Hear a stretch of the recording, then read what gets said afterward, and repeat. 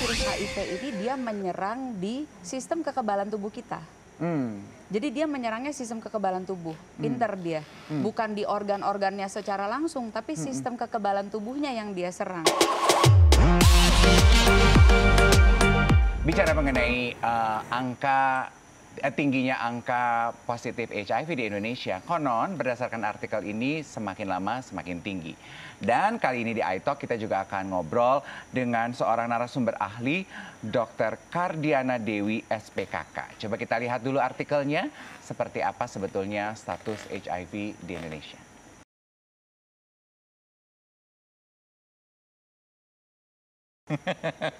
Tuh, dokter aja kan komentar. Ini ada saudaranya sama Bill Gates, Acep Gates ini dokter ya. Belum cerita loh, ikonik. Belum cerita loh sama pemirsa Insertisnya kenapa kamu mengadopsi nama Gates? Iya, dulu pas kuliah tuh aku ngelihat sosok Bill Gates itu sosok yang luar biasa menurutku. Terutama beliau bikin banyak proyek sosial, termasuk di Indonesia dan juga di beberapa negara Afrika. Jadi kayaknya keren ya kalau nama belakangku buat di media sosial aku ganti jadi Gates gitu. Nama panggung. Dr. Kardiana Dewi SPKK. Selamat datang di iTalk, dokter. Terima kasih, Deh. Dokter, menanggapi artikel yang tadi kita layangkan untuk pemirsa Insertizen bahwa tingginya angka pasien HIV positif itu rata-rata ibu rumah tangga. Betul. Gitu. Dan dari tabelnya tadi aku sempat lihat masih banyak yang sebetulnya menolak gitu ya. Betul. Untuk mengkonsumsi pengobatan. Betul. Tragis ya. Artinya itu sesuatu yang akan menjadi sumber penularan. Kan ketika tadi kita kalau dengar cerita Acep luar biasa menginspirasi banget ya. Aku ikut tepuk tangan juga di pinggir karena luar biasa. Aduh Acep, karena butuh keberanian untuk bisa menerima dan kemudian mau melakukan terapi dan memastikan kita tuh terterapi dengan baik sehingga viral load-nya tidak terdeteksi dan bisa tidak menularkan yang tadi Acep bilang. Jadi bisa aja tetap, artinya kalau kita melihat di zaman dulu dengan zaman sekarang, kalau di zaman tahun 90-an katakanlah, survival rate orang dengan HIV itu 39 tahun, kalau sekarang berapa? Berapa 70 dok? tahun. 70 tahun? Sama kayak orang biasa, 70 tahun hidupnya bisa. Artinya dengan mengkonsumsi ARV sebenarnya itu bisa teratasi dengan baik. Namun stigmanya yang masih membuat rasanya ragu atau takut untuk mengakui dan bahkan menjalani pengobatan. Aku suka apa yang dokter katakan, proses awalnya itu adalah penerimaan dulu. Menerima dulu fakta bahwa kita positif HIV. Baru abis itu menjalani pengobatan. ARV minum dah tuh tiap hari satu, begitu ya Acep ya. Nah, apa yang terjadi pada badan kita begitu kita mengkonsumsi ARV, dokter? Sebenarnya begini kan, kalau kita bicara, kita cerita sejarahnya HIV gini sedikit ya. HIV itu atau Human Immunodeficiency Virus, orang suka salah persepsi dengan AIDS. HIV itu adalah virusnya, ketika kita terinfeksi kita tidak langsung bergejala. Ketika bergejala kita mengalami sindroma kita bilangnya, atau satu kumpulan gejala kita sebut menjadi AIDS. Tapi kita singkat ODA, itu orang dengan HIV atau AIDS. Dua-duanya. Supaya menyingkat. Nah, sedangkan AIDS itu adalah kita namanya Acquired Immunodeficiency Syndrome. Jadi kita udah mengalami gejala di mana ada kumpulan keluhan-keluhan akibat infeksi dari virus HIV tadi. Nah, HIV ini sebenarnya kalau kita cerita asal muasalnya, dulu sebenarnya sudah ada ratusan tahun lalu, dari sekitar tahun 1800-an bahkan. Awalnya HIV ini namanya SIV, simian. Jadi dia menyerang sebenarnya monyet dan kera di Afrika. Dari situ sudah dari tahun 1800-an, pada satu titik tiba-tiba dia juga terinfeksi, bisa menginfeksi manusia. Nah, kemudian ditrace gitu ya, diduga disebabkan karena ya waktu dulu perburuan lah, orang punya peternakan ada kontak langsung dengan luka-lukanya, kemudian makan daging mentah. Itu menjadi salah satu faktor pencetus. Intinya di tahun 1980-an pertama kali ditemukan ada orang terdiagnosa HIV, dan kemudian di tahun 86 sekitar tuh meninggal karena AIDS. Dulu malah kalau misalkan ini Acep pasti udah mempelajari banget, ada yang namanya pernah patient zero, ada istilah gitu Acep ya, pernah dengar gak? Jadi pasien pertama gitu ya dok? Iya, ada orang yang pertama kali diduga, beliau tuh kayak pramugara kayak gitu ya, keturunan Perancis Kanada, jadi dia itu diduga sebagai orang yang pertama kali menyebarkan. Karena katanya saat itu beliau adalah MSM, male who have sex with male, yang memang kemudian meninggal karena kasus tersebut, dan ketika diminta bantuan untuk tracking, dia kooperatif dan dia menyatakan bahwa selama kira-kira 3 tahun terakhir itu dia berkontak, ada hubungan seksual dengan kurang lebih 750 orang. Nah, tetapi di Amerika sendiri kemudian penelitian itu berjalan lanjut. Ternyata sampai saat ini sudah ditemukan bukti bahwa sebenarnya bukan dia orang pertamanya. Oh, tidak jadi ada patient zero-nya. Oh, nggak ada patient zero. Tidak diketahui Tidak dari diketahui. siapa. Oh. Tapi saat itu dia adalah orang yang pertama kali pertama dan mau meninggal terbuka gara-gara gitu. itu akhirnya dan terdeteksi, jadi menjadi satu kayak public enemy saat itu ya. Tapi ternyata memang bukan beliau itu terbukti. Nah, ternyata memang surprisingly dengan adanya hubungan seksual yang cukup bebas, ternyata diketahui bahwa selama cycle orang MSM mereka berkontak bahkan bisa dengan 1000 pasangan selama lifetime mereka. Artinya 750 at the moment memang dikatakan bukan sesuatu yang spesial karena mereka do kayak free sex gitu and not safe at all. Itu yang memicu ya? betul gitu. Dan dari situlah mungkin juga kenapa stigma masyarakat mengenai HIV itu adalah berkenaan erat dengan orientasi seksual. Padahal dari data artikel yang tadi sama-sama kita lihat, di Indonesia sendiri heteroseksual ibu rumah tangga sebetulnya. Betul. Oke, berarti kalau ibu rumah tangga, just to be specific, di Indonesia tertularnya karena? Pastinya gini, kalau kita bicara HIV, penularan itu lewat darah atau cairan tubuh yang terkontak dari orang yang sudah terinfeksi. Darah otomatis ya biasanya ada luka dan biasanya lewat hubungan seksual. Karena saat hubungan seksual itu ada intercourse, kita bilangnya ada perlukaan pasti. Walaupun lukanya minor atau tidak terlihat. Dari darah dan cairan tubuh. Cairan tubuhnya tuh apa? Cairan dari vagina maupun cairan semen atau sperma. Dan juga dari ASI, dari ibu kepada anak. Dan bisa juga bahkan dari cairan yang muncul sebelum ejakulasi atau ya jadi cairan yang keluar sebelum ejakulasi pun itu bisa menularkan juga. Jadi memang darah dan cairan tubuh yang berasal dari area genitalia termasuk dari area anus juga. Jadi itu yang menyebabkan kenapa ini erat sekali kaitannya dengan orientasi seksual karena media penularannya memang yang sudah diketahui dengan bahan tersebut. Darah, cairan dari kontak seksual dari anal maupun genital, kemudian juga dari air susu ibu. Berarti kalau dari data tadi sebetulnya karena ibu rumah tangga angka penderita tertingginya mereka tertularnya dari hubungan suami. Ya dong, nggak mungkin kan? Most likely yes. Mereka tidak berhubungan sama suaminya tiba-tiba tertular gitu. I'm just trying to get my mind straight up gitu bahwa stigma yang mengatakan bahwa tingginya angka HIV itu karena orientasi seksual pada orientasi tertentu, it's not like that. Gitu ya dokter ya? Oke. Kembali ke masalah ARV. Setelah terdeteksi, menerima, melakukan pengobatan. Apapun situasi dan orientasi seksualnya. Apa yang terjadi sama badan kita sih dok? Yang udah jadi HIV positif, dapatkah jadi negatif setelah minum obat? Intinya sih virus HIV ini tidak bisa disembuhkan secara total. Namun ARV ini terbukti sangat efektif dalam menekan replikasi si virus tersebut. Bahkan bisa sampai di fase yang tidak terdeteksi lagi. Artinya ketika kita cek viral load-nya udah negatif, berarti kemungkinan untuk menularkan sudah tidak ada. Jadi ya intinya ya tidak menularkan kepada orang lain. Dan itulah yang disebut pengobatan HIV yang berhasil. Betul. Ketika pasien HIV positif, pengobatan, minum ARV rutin, kemudian statusnya menjadi tidak terdeteksi. Betul. Artinya virusnya sudah dijinakkan, dia sudah tidak dapat melukai badan sendiri dan sudah tidak bisa menulari. Betul. Namun tentu proses ini harus berjalan berkesinambungan dan terus-menerus. Artinya harus tetap dijaga. Kenapa? Karena virus HIV ini dia menyerang di sistem kekebalan tubuh kita.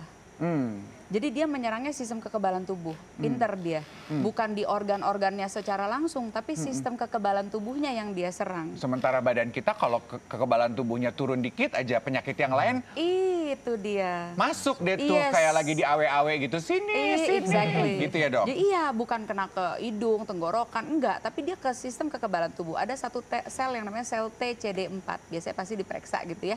Pada saat kita terdiagnosa HIV, maka sel tersebut akan diserang terus. At some point kalau sudah benar-benar virus HIV-nya itu loadnya tinggi, sel T kita nanti jumlahnya semakin turun, maka kekebalan tubuh kita kayak berkurang dan habis, sehingga mudah sekali infeksi oportunistik masuk. Sesimpel kalau orang batuk pilek itu nggak apa-apa, ekstrimnya ya, kita anggap ekstrimnya. Pada orang dengan HIV yang memang keluhannya berat, maka bisa sampai membunuh dia si virus flu dan infeksi bakteri, batuk segala itu. Jadi bisa terserang infeksi flu-nya lebih dari flu biasa, kena pneumonia, TBC, terus di mulut juga biasanya emang oral kita tidak pernah steril, tapi ini jadi tumbuh kandida, infeksi jamur, seperti itu. Jadi infeksi oportunistik jadi tumbuh dan hidup karena sistem pertahanan tubuh kita diserang sama si HIV. Karena pertahanan tubuh kita semakin lemah apabila kita tidak melakukan pengobatan ARV gitu ya. Apabila sudah melakukan pengobatan ARV, ekspektasi hidup berjalan normal, berarti boleh menikah, boleh punya anak, boleh panjat tebing, boleh panjat gunung. Lihat aja nih, dia hebat banget, sehat banget. Iya kan, iya. Just go live your life selama Anda mengontrol virus tersebut dengan mengkonsumsi obat. Gitu ya dokter? Betul, tapi tentu kita, karena kita sudah, begitu kita sudah terinfeksi HIV, karena dia tidak akan pernah pergi dari tubuh kita, maka tentu kita menjadi harus lebih aware. Makanya Acep nih hebat banget, self-awareness-nya tinggi banget, jadi mau olahraga, karena dia tahu dia harus jaga banget stamina-nya. Nggak boleh ada kesempatan buat ngedrop, nggak boleh ada kesempatan yang namanya, tentu kalau kita sehari-hari ada kondisi stres, kecapean, tuh nggak bisa kita hindari kan. Maka yang bisa kita lakukan, kita bentengin diri kita lebih kuat lagi. Maka yang dilakukan ini udah bagus banget, healthy lifestyle. Dan kita harus jaga ARV-nya, nggak boleh males-malesan. Ya kita udah tahu kita sakit, benar. Ya harus kita terus gitu, kita pantau terus pengobatannya, jadi bisa menjaga supaya daya tahan tubuh kita tetap baik. Ibu hamil, ketika minum ARV tidak terdeteksi, anaknya ketika lahir kondisinya akankah dia serta-merta langsung jadi HIV juga positif? Maka begini, paling penting pencegahan tuh nomor 1. Tadi saya luar biasa ini salut sekali karena begitu dia tahu dia melakukan ada sesuatu yang kayak kurang bertanggung jawab atau kayak nggak beres nih, langsung do self checking. That's very good, self checking. Maka ketika kita ada tersangka gitu ya, kita melakukan sesuatu kontak atau kita merasa ada yang nggak beres dengan badan kita langsung lakukan pemeriksaan. Ketika terdeteksi lebih awal dan dilakukan pengobatan lebih awal, hasilnya bisa baik. Bahkan jika selama kehamilan, persalinan, dan pasca persalinan itu diperhatikan dengan baik, itu mungkin sekali si ibu bisa melahirkan bayi yang sehat dan tidak terinfeksi HIV. Ketika selama kehamilan ibu menjalani terapi ARV dengan komplit, viral load-nya juga minimal, sehingga si ibu kemungkinan menurunkan ke anaknya itu kecil.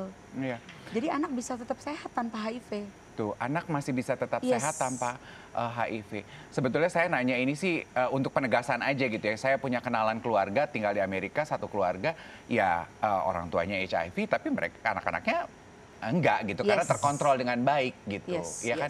Itu sebetulnya stigma yang harus kita dobrak gitu ya dokter ya. Benar. Jadi sebenarnya nggak perlu lagi tuh karena ada istilah-istilah kayak ya begitulah, menyalahkan gitu ya. Artinya karena dianggap ya tidak bertanggung jawab. Semua orang pernah tidak bertanggung jawab pada posisinya masing-masing. Pada kondisinya masing-masing. This is a different thing. Tapi enggak, yang pingin dokter juga tekankan adalah bukan berarti ini kalau orang yang kena HIV ini pasti dia ganti-ganti pasangan 1000 pasangan. Enggak. Bisa aja dia sebenarnya kadang-kadang hanya apes atau kurang beruntung ketika dia ada satu saat melakukan hal yang tidak baik, dan kebetulan hal tersebut dilakukan dengan orang yang tidak tepat dan memang tidak bertanggung jawab dan memang sudah terinfeksi gitu. Komentar dokter terhadap diskriminasi yang mungkin sebagian besar terjadi untuk para penderita, untuk para bilangnya apa ya, penderita ya, orang dengan HIV gitu ya, diskriminasi seperti yang dialami Acep gitu. Di saat ini saya rasa sudah lebih baik, artinya sudah berkurang ya Cep ya. Kayaknya kalau kita lihat dibandingkan dulu lebih ngeri lagi. Di saat ini stigmanya sudah mulai berkurang. Oleh karena itu ya ada sedikit lah, udah ada sekelompok masyarakat yang bisa menerima dan merasa ini nggak apa-apa, itu juga suatu infeksi dan bisa diobati dan perlu diobati. Namun sebagian besar lainnya yang mudah terprovokasi dan nggak paham dan sangat disayangkan gitu. Padahal ini mohon maaf sebelumnya, kesan kayak suci nggak suci gitu. Aduh ini karena padahal nggak gitu. Mohon maaf sebelumnya, ada pasien yang misalnya sudah jelas bergonta-ganti pasangan terus-menerus, amit-amit, tapi tidak pernah sampai hari ini terdiagnosis HIV atau terinfeksi. Tapi ada yang memang pasien ini benar-benar real case, baru juga 1-2 kali berhubungan dengan orang yang sama, tapi ternyata orang tersebut menularkan. Itu tentu dia benar-benar mental breakdown sekali gitu. Tapi itu bukan, ya nggak ada orang yang mau sakit, dan ketika sampai terkena pun bukan karena orangnya ini nggak bertanggung jawab nih, suka main pasangan, ganti-ganti pasangan nih, suka main apa gitu, kayak gitu. Seks bebas kayak gitu, sebenarnya tidak harus seperti itu. Jadi pandangan yang salah dan kurang bijak gitu ya. Berarti yang sedang coba kita normalisasi adalah it's a health condition. Yes. HIV positif, it's a health condition. Yes. Nothing to be ashamed of. Yes. Nothing to be worried about, ada obat, treatment yang bisa dijalankan sehingga kita dapat tetap menjalani kehidupan, gitu ya dokter ya. Saran untuk masyarakat di luar sana yang menyaksikan iTalk kali ini dokter, yang masih ragu-ragu untuk ngecek gitu kan, seperti dokter bilang, sebetulnya badan kita tuh pinter ya.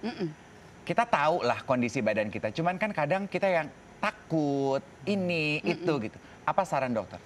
Pertama kalau bisa safe sex. Udah nggak usah lebay-lebay atau kayak sok-sok apa gimana klise-klise. Safe sex.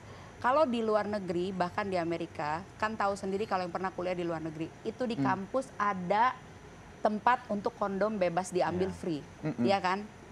Jadi itu suatu hal yang normal gitu. Kalau memang kita ditutupi, maka bawa sendiri kalau kamu nggak enak. Tapi intinya adalah safe sex. Berhubungan yang aman dengan menggunakan kondom. Walaupun tidak 100% proteksi, tapi lumayan. You protect yourself and you protect others. Ya tentu kemudian yang kedua, ya terutamanya kita pasti tekankan supaya be faithful dalam satu interaksi. Be faithful artinya kita coba untuk setia dan tidak berganti-ganti pasangan. Ketika kita berganti-ganti pasangan, resiko infeksi berganti-ganti si bakteri maupun virusnya akhirnya terjadi mutasi, itulah yang menyebabkan si HIV muncul. Nah kemudian yang ketiga ya kita kalau misalkan kita mengetahui bahwa ada situasi ini kita kayaknya agak beresiko deh, maka kita periksakan diri kita sendiri. Ya kita aware, agak takut deh. Kalau kita tahu kita ini satu pelaku ya anggaplah ada berhubungan dengan tanpa pengaman, maka kita cek diri kita sendiri aja. Biasanya bisa 2-4 minggu setelah kita melakukan, atau kita misalnya ada suspek gitu ya, atau biasanya lebih akurat setelah 3 bulan. Dan kalau kita aktif berhubungan seksual tanpa pengaman, yuk kita sengaja aware untuk ngecek setiap 3 bulan kah, berkala 3, 6, 9, 12 bulan. Jadi kita berkala mengecek diri kita sendiri. Nggak usah malu-malu gitu ya. Do it in any clinic, ketemu dokter gitu ya. Karena dokter pasti udah biasa gitu ya. Iya dok, saya mau cek kadang-kadang biasa itu akan otomatis begitu kita terdeteksi itu akan ada sistem rujukan tersendiri. Dan itu bisa dibantu oleh pemerintah, bisa di cover BPJS. Atau kalau Acep kemarin sempat dapat coveran nggak oleh BPJS? Saya nggak pakai BPJS, tapi untuk pengobatan ada subsidi dari pemerintah. Betul. Jadi ada klinik yang sudah ditunjuk oleh pemerintah untuk memberikan pengobatan gratis gitu ya. Jadi kita tinggal datang ke klinik itu, datang untuk ambil obat tanpa berbayar. Coba bayangkan. Jadi yang nggak mau datang kenapa biasanya? Cuma malu. Malunya itu luar biasa. Takutnya enggak, takut sama siapa, sama orang. Jadi malu dia datang ke situ. Takut sama siapa? Takut sama orang. Jadi malu sebenarnya, jadi dia jadi nggak mau datang kan, ke situ loh, ke klinik itu loh, udah tahu ngambil apa. Jadi itu kan stigma yang melekat. Padahal kenapa, why not? Dan bukan cuma ingat loh, bukan cuma dengan hubungan seksual, tapi juga bisa dengan melakukan tindakan yang tidak selayaknya dilakukan, seperti menggunakan narkoba yang suntik. Iya, tentu. Dan kita juga harus aware ya ketika kita melakukan produk-produk yang ada transfusi darah atau apa yang tidak jelas sumbernya, tidak perlu. Iya. Nah, itu cakep nih dok. Dengan sisa waktu yang kita miliki, secara singkat, cara penularan itu seperti apa sih dokter? Penularannya adalah jika ada kontak langsung dengan komponen tadi, darah maupun cairan tubuh dari orang yang sudah terinfeksi. Cairan tubuhnya itu tadi. Darah dan cairan tubuh. Yaitu dari sperma, cairan di vagina, bisa cairan dari anus atau dari rektal, dan cairan sebelum ejakulasi maupun dari air susu ibu. Jadi kalau tidak ada itu seperti salaman, berpelukan, bernafas di satu ruangan gitu ya. Itu sangat kecil sekali kemungkinannya. Ciuman. Nah, kalau ciuman kemungkinannya kecil, namun menjadi begini. Ketika ciuman kadang-kadang orang tidak tahu ketika ada kontak yang intens. Kan kita kadang-kadang tidak sadar ketika kita ada sariawan, itu ada luka. Consider sebagai luka. Dan ketika kita berciuman cukup intens gitu ya, maka ada perlukaan karena ada gesekan antara satu dengan yang lainnya. Tentu itu akan meningkatkan resiko tanpa kita sadari. Namun resikonya sekali lagi sangat kecil sekali. Dan bukan cuma dari bahan kontak tadi, tapi harus kita pastikan biasanya viral load-nya. Ketika orang yang kita kontak nih, mohon maaf nih, misalnya Acep gitu ya, udah jelas terawat, terobati, viral load the minimal, itu resiko menularkan hampir tidak ada karena sudah virusnya aja sedikit sekali sehingga tidak bisa terdeteksi. Maka kemungkinan untuk menularkan hampir nggak ada juga. Jadi yang penting justru kita ngobatin diri kita sendiri dan kita encourage orang lain untuk ngobatin, nggak usah takut-takut. Jadi justru kita makin tidak tertular. Jangan ditutup-tutupin. Justru yang hebat itu sebetulnya ya, a friend of mine tuh bilang gini, justru sebetulnya mereka yang hidup dengan HIV jauh lebih terjaga kondisi kesehatannya dibandingkan kita yang berasa diri I'm okay. Iya nggak sih? Karena yang kayak Acep gini, minum obat, menjaga dengan baik, ya kan? Acep sendiri, apa yang ingin Acep katakan kepada teman-teman yang menyaksikan iTalk yang masih memiliki stigma buruk terhadap HIV positif? Yang pertama adalah kita harus mau mengedukasi diri kita tentunya soal HIV. Karena mau bagaimanapun membaca itu harus sih Kak, gitu loh. Jadi bagi teman-teman yang enakan ngerumpi soalnya ada membaca tuh ya. Ya mungkin ngerumpi sambil ngerumpiin hal-hal seperti ini kali ya. Iya benar. Rumpinya sambil liatin itu uploadannya Acep dong. Dokter cakep. Itu sih, jadi lebih banyak baca informasi juga. Kemudian bagi teman-teman yang masih takut juga untuk tes, kadang kita harus maksain diri kita sih, kayak harus lawan rasa takut itu, karena ini demi kebaikan diri kita sendiri dan juga teman-teman lainnya gitu. Itu aja sih Kak. Dokter Acep, terima kasih banyak sudah mau membagi lebih dari sekedar cerita bersama kita di iTalk. Sehat-sehat selalu, jaga selalu, mari kita hidup lebih bertanggung jawab. Setuju dokter? Siap banget. Thank you so much everyone, bye. Acep terima kasih mau sharing. Dokter Kardiana mantep tajam penjelasannya.